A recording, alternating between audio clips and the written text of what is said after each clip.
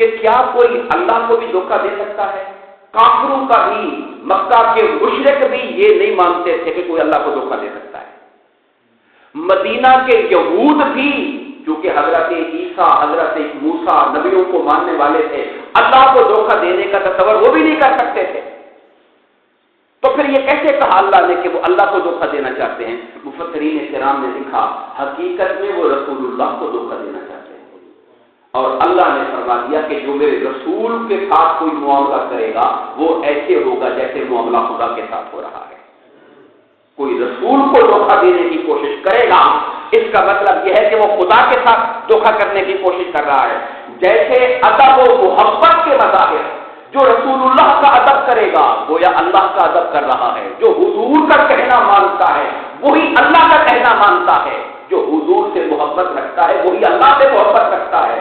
کوئی فرق اللہ نے نہیں رکھا ادب میں، محبت میں، اطاعت میں، چاہت میں، بلاوے میں، امر میں، نہیں میں۔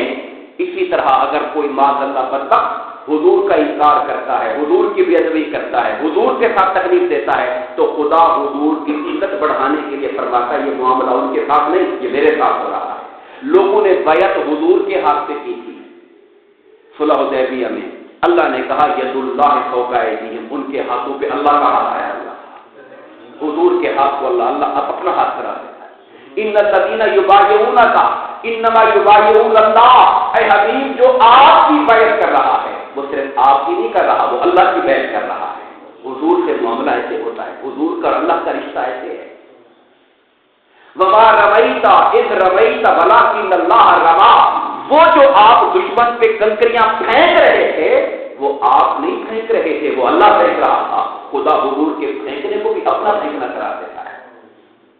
یہ جو رشتہ ہے اللہ اور حضور سے ادب اور محبت میں ان کو ایک جاننا، یہ ایمان کی نشانی ہے، اور فرق کرنا منافقت کہلاتا ہے۔